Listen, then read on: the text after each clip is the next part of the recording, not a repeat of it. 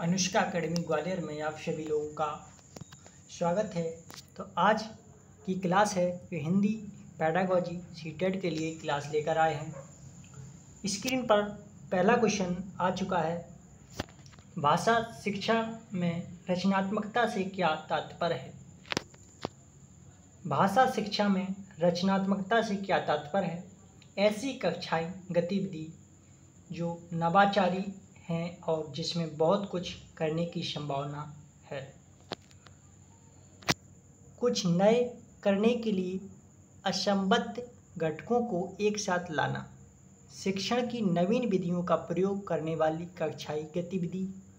कक्षा में ऐसी सामग्री जिसके माध्यम से संप्रेषणात्मक भाषा शिक्षण का प्रयोग संभव हो।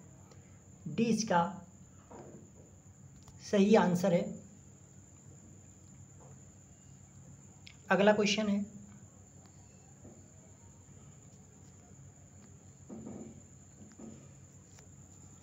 मेरी कक्षा में सदफ नामक विद्यार्थी, उसने कहीं से अच्छा और हम जैसे शब्द सुने और उनके बारे में जानना चाहती है।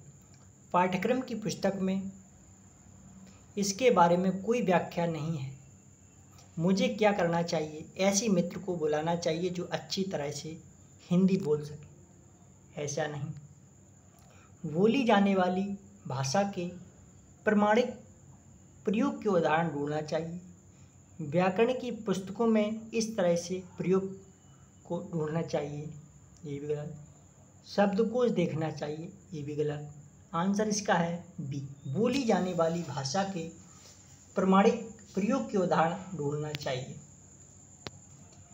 अगला क्वेश्चन, निम्नलिखित में से कौन सा व्याकरण के पाठ का चरण नहीं है? निम्नलिखित में से कौन सा व्याकरण के पाठ का चरण नहीं है? विद्यार्थी उस पठन सामग्री को पढ़ते या सुनते हैं जिसमें लक्ष्य शब्द या उसकी आकृति, विद्यार्थी पठन सामग्री में लक्ष्य शब्द वाक्यांश चिह्नित करते हैं। अध्यापक व्याकरण के बिंदुओं के अभ्यास के लिए नियंत्रित और स्वच्छंद परिवेश देती है। भाषा एक पठन सामग्री के माध्यम से प्रस्तुत की जाती है जिसका विद्यार्थी अभ्यास ड्रिल कर सकते हैं। इसका आंसर है सी। नियंत्रित करना एक नेगेटिव वर्ड होता है और नेगेटिविटी को दर्शाता है।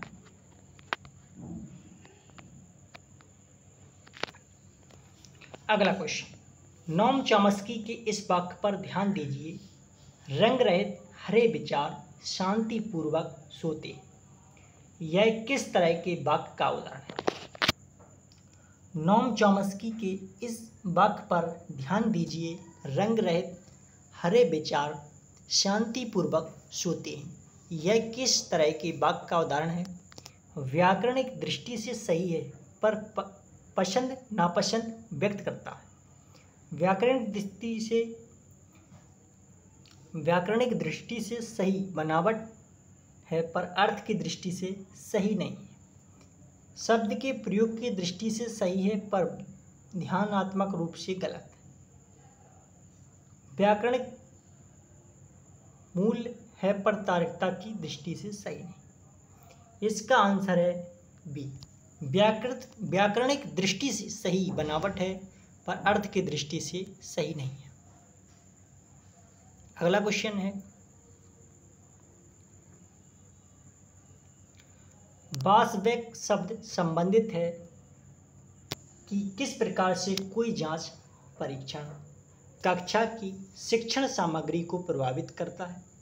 शिक्षार्थियों की परीक्षाओं की तैयारी को प्रभावित करता है। शिक्षार्थी के समूचे जीवन पर प्रभाव डालता है। भाषा विकास पर प्रभाव डालती है। वास्तविक शब्द संबंधित है कि किस प्रकार से कोई जांच परीक्षण है। शिक्षार्थियों की परीक्षाओं की तैयारी को प्रभावित करती है। अगला क्वेश्चन,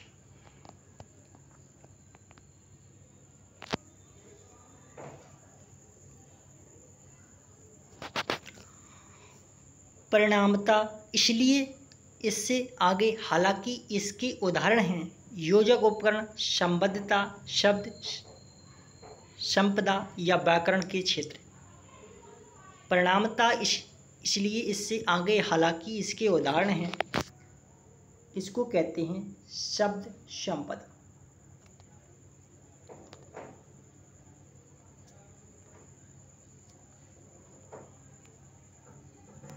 भाषा अर्जन के बारे में क्या सही है? सचेत और सुविचारित है, स्वाभाविक और सुविचारित है, स्वाभाविक और अवचेतन में है। भाषा प्रक्रिया, भाषा एक स्वाभाविक और सुविचारित है। अगला क्वेश्चन है,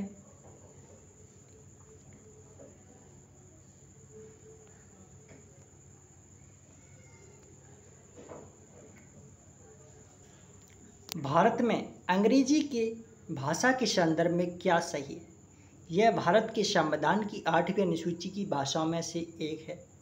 यह भारत संघ की सह कार्यालय भाषा है। यह भारत संघ की कार्यालय भाषा है। यह संविधान द्वारा मान्यता प्राप्त भाषाओं में से एक है। नहीं, यह भारत के संविधान की 8वीं अनुसूची की भाषाओं में से एक है।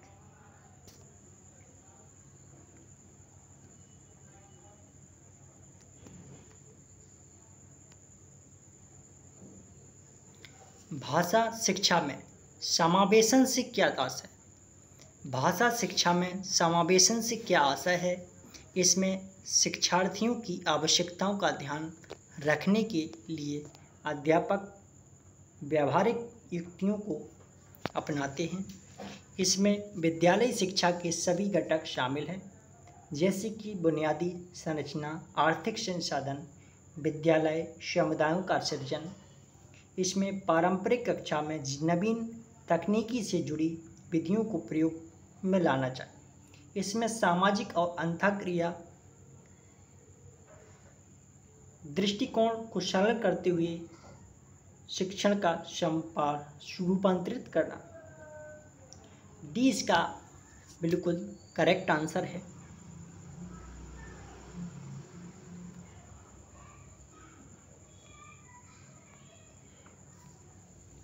भाषा अध्यापक शिक्षा में विमर्श, चिंतन, मनन से क्या तात्पर्य है? भाषा अध्यापक शिक्षा में विमर्श, चिंतन, मनन से क्या तात्पर्य? सचेत प्रायोगिक रूप से सिद्ध विचार है। इसमें सामान्य संज्ञानात्मक योग्यताएं, कंठस्थीकरण गलत है।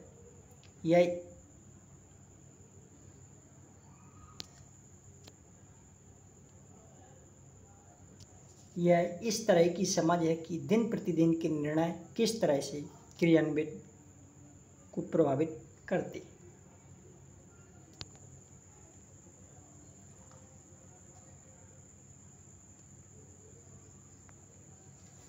मिश्रित अधिगम कौन सा है? मिश्रित अधिगम कौन सा है? तो व्याकरण, अनुवाद विधि और संप्रेषणात्मक भाषा शिक्षण का मिश्रण। भाषा शिक्षण के लिए 2 ऐप के मिश्रण का प्रयोग। एक ही कक्षा में 2 भाषाएं सीखना। पारंपरिक अधिगम और वेब आधारित ऑनलाइन उपागम का प्रयोग। मिश्रित अधिगम कौन सा है? तो व्याकरण, अनुवाद विधि और संप्रेषणात्मक भाषा शिक्षण का मिश्रण।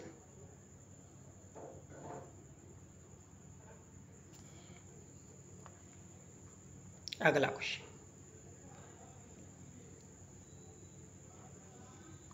भाषा जागरूकता के बारे में क्या सही है? भाषा जागरूकता के बारे में क्या सही है? इससे संज्ञानात्मक रूप से लाभ है। इससे किसी प्रकार का कोई लाभ नहीं है। यह भाषा की व्याकरण को जानना है। यह निर्धारण अवधारणा है।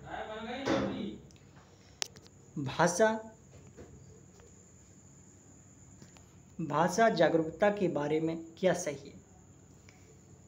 यह भाषा की व्याकरण को जानती है। सी इसका करेक्ट आंसर। अगला क्वेश्चन है, अंततः इसके साथ इसके अलावा यह किसके उदाहरण है? अंततः इसके साथ इसके अलावा यह किसके उदाहरण हैं? ये सब हैं योजक उपकरण।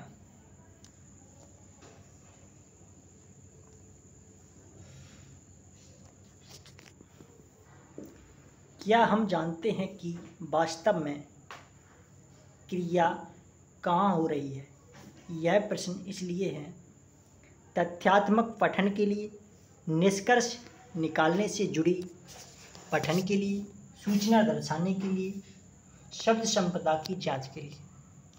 क्या हम जानते हैं कि वास्तव में क्रिया कहाँ हो रही है?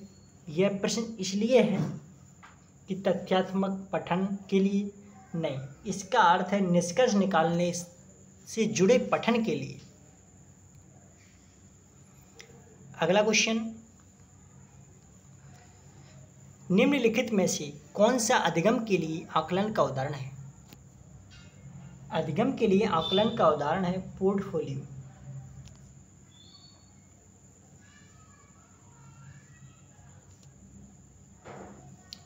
निवेश परिकल्पना अनुशंसा करती है कि भाषिक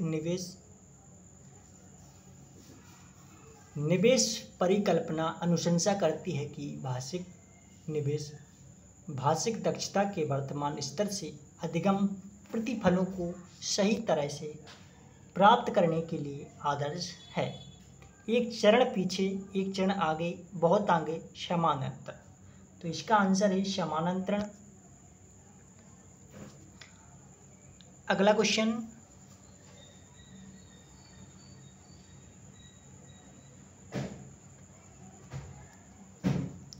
मातृभाषा आधारित बहुभाषिकता क्या है? मातृभाषा आधारित बहुभाषिकता क्या है? मातृभाषा आधारित बहुभाषिकता क्या है? प्रत्येक शिक्षार्थी अपनी विद्यालय शिक्षा अपनी मातृभाषा में आरंभ करती है और उसके बाद अंग्रेजी माध्यम में अध्ययन करती है। सभी विद्यालयों में मातृभाषा या घर की भाषा माध्यम के रूप में प्रत्येक शिक्षार्थी अपनी आरंभिक शिक्षा विद्यालय में मातृभाषा घर की भाषा में आरंभ करती है और बाद में अधिक भाषाओं से जुड़ती है। सी इसका करेक्ट आंसर है। अगला क्वेश्चन, शिक्षार्थी भाषा अर्जित करते हैं। शिक्षार्थी भाषा अर्जित करते हैं भाषा की संरचना का विश्लेषण करके, भाषा के साहित्य का अध्ययन करके, उस भाषा को बोलने वालों की संस्कृति के बारे में सीखकर, प्राकृतिक अंतःक्रियात्मक वातावरण में भाषा का उपयोग करके। शिक्षार्थी भाषा अर्जित करते हैं प्राकृतिक अंतःक्रिया वातावरण में भाषा का उपयोग करके, उस भाषा को बोलने वाले की संस्कृति के बारे में सीखकर। नहीं, शिक्षार्थी अर्जित करते हैं किस पर?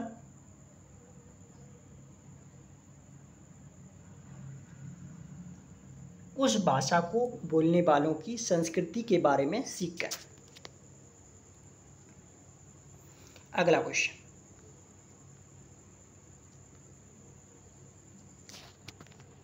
निम्नलिखित में से कौन से भाषाई कौशल अभिव्यक्ति से संबंधित है? निम्नलिखित में से कौन से भाषाई कौशल अभिव्यक्ति से संबंधित हैं? पढ़ना, सुनना। अभिव्यक्तात्मक कौशल के अंतर्गत या अभिव्यक्ति से संबंधित होते हैं बोलना और लिखना। अगला क्वेश्चन,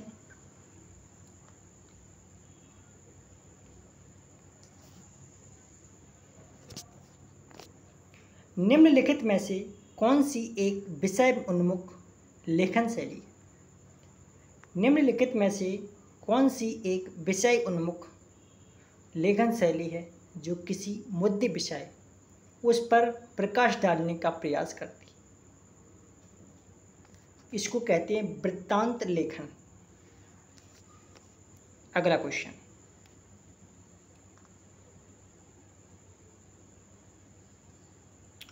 इनमें से किसी भाषा शिक्षण परंपरा के अंतर्गत मानवतावादी दृष्टिकोण के उदाहरण के रूप में उद्धृत किया गया है? कुल भौतिक प्रतिक्रिया, मौन तरीका, प्राकृतिक उपागम, सामुदायिक भाषा अधिगम। इसको कहते हैं प्राकृतिक उपागम। अगला क्वेश्चन,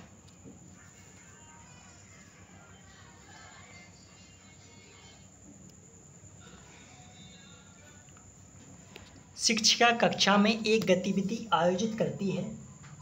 विद्यार्थियों को गोल घेरे में बैठने के लिए कहा जाता है। वह एक कहानी शुरू करती है।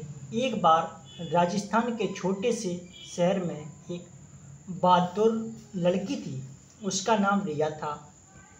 गोल दायरे में बैठे प्रत्येक विद्यार्थी से एक एक कर सार्थक वाक्य बोलकर कहानी पूरा करने के लिए कहा जाता है। यह गतिविधि किसका उदाहरण है? विषय वस्तु आधारित भाषा शिक्षण का, संज्ञानात्मक अकादमिक भाषा प्रवीणता का, बुनियादी अंतःव्यक्तिक संप्रेषण व्यवस्था का, विषय वस्तु एकीकृत भाषा का। तो शिक्षिका कक्षा में एक गतिविधि आयोजित करती है। विद्यार्थियों को गोल घेरे में बैठने के लिए कहा जाता है। वह कहानी शुरू करती है। एक बार राजस्थान के छोटे से शहर में एक बहादुर लड़की थी। उसका नाम रिया था। गोल दायरे में बैठे प्रत्येक विद्यार्थी से एक एक कर सार्थक वाक्य बोलकर कहानी पूरा करने के लिए कहा जाता है। यह गतिविधि किसका उदाहरण है? तो बुनियादी अंतःक्रिया का उदाहरण। किसका है? बुनियादी अंतःक्रिया अंतःव्यक्तिक संप्रेषण व्यवस्था का उदाहरण।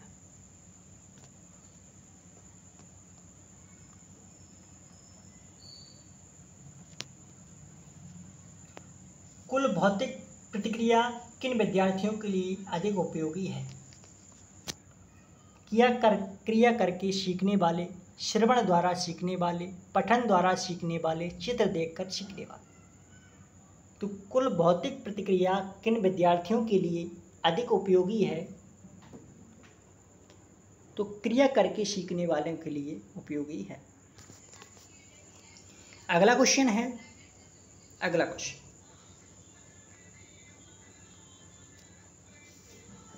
संविधान की 8वीं अनुसूची में कौन सी भाषा सम्मिलित नहीं है?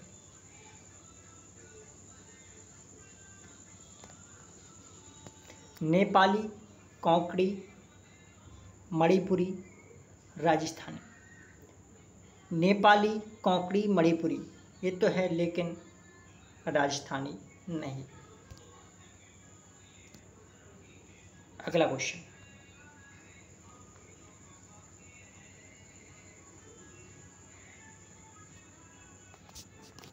यदि कोई व्यक्ति स्वर शब्दांश, शब्द वाक्यांश और वाक्यों की पहचान कर रहा है और फिर स्वर और संदर्भ का उपयोग कर रहा है, तो यह एक उदाहरण है टॉप डाउन प्रोसेसिंग का, बॉटम अप प्रोसेसिंग का, अनुमानित डिकोडिंग का, एकीकृत डिकोडिंग का।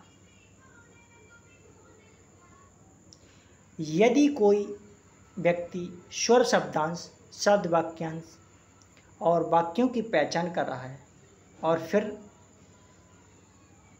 स्वर और संदर्भ का उपयोग कर रहा है, तो यह एक उदाहरण है बॉटम अप प्रोसेसिंग।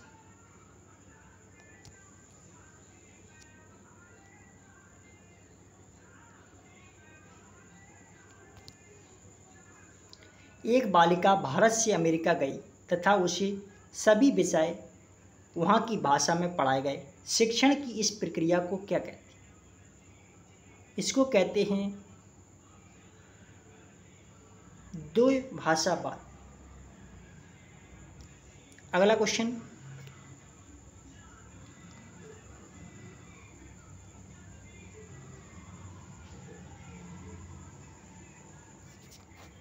संदर्भ विषयों जैसे विज्ञान, गणित, सामाजिक ज्ञान से विचारों, संकल्पनाओं तथा अर्थों को बताने के लिए भाषा का वैज्ञानिक उपयोग है।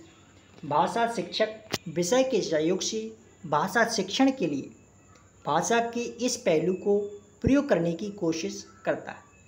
इसे क्या कहा जाता है?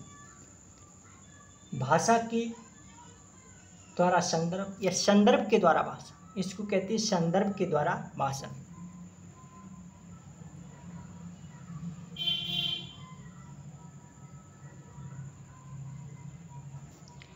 भाषा शिक्षण का क्या उद्देश्य होना चाहिए? भाषा शिक्षण का क्या उद्देश्य होना चाहिए? विद्यार्थियों को अकादमिक वार्तालाप कौशल में सक्षम बनाना, विद्यार्थियों को सभी रिक्तियों में अर्थपूर्ण ढंग से प्रतिक्रिया करने में सक्षम बनाना, विद्यार्थियों को सवालों के जवाब देने में सक्षम बनाना, विद्यार्थियों को परीक्षाओं में बेहतर प्रदर्शन करने। नहीं, भाषा शिक्षण का क्या उद्देश्य होता है कि विद्यार्थियों को सभी स्थितियों में अर्थपूर्ण ढंग से प्रतिक्रिया करने में सक्षम बनाना।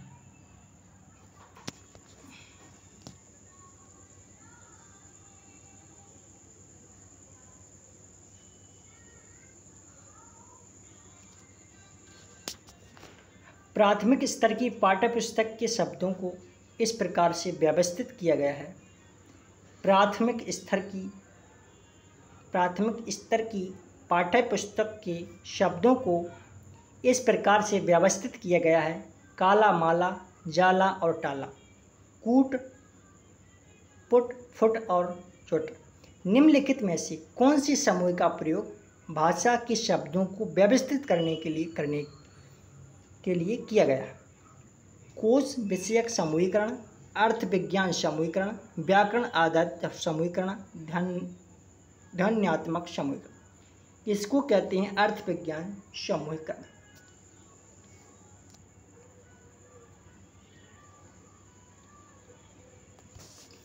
एक पाठक अपने पूर्व ज्ञान का उपयोग करके अर्थगत व वाक्यात्मक संकेत बनाती है और फिर अन्य विशिष्ट जानकारी पर जाती है।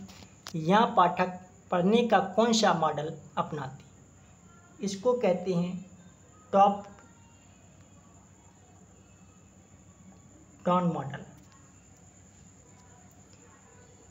अगला क्वेश्चन है, भारतीय संविधान के अनुसार अंग्रेजी भाषा की क्या स्थिति है? संपर्क सूत्र भाषा, प्रशासनिक भाषा, सहयोगी प्रशासनिक भाषा, अकादमिक भाषा। भारतीय संविधान के अनुसार अंग्रेजी भाषा की क्या स्थिति है? सहयोगी प्रशासनिक भाषा। तो आज के यह हिंदी पेडागोजी की क्लास थी। आप लोगों ने चैनल को सब्सक्राइब नहीं किया है तो अनुष्का एकेडमी ग्वालियर चैनल को सब्सक्राइब करें और फ्री पीडीएफ प्राप्त करने के लिए टेलीग्राम चैनल है अनुष्का एकेडमी ग्वालियर, यहाँ पर फ्री पीडीएफ प्राप्त करें। सीटेट एग्ज़ाम की प्रिपरेशन जारी है आप लोगों के लिए, जो 20 अगस्त को होने वाला है। सभी लोगों के लिए अनुष्का एकेडमी ग्वालियर की ओर से नमस्कार, शुक्रिया।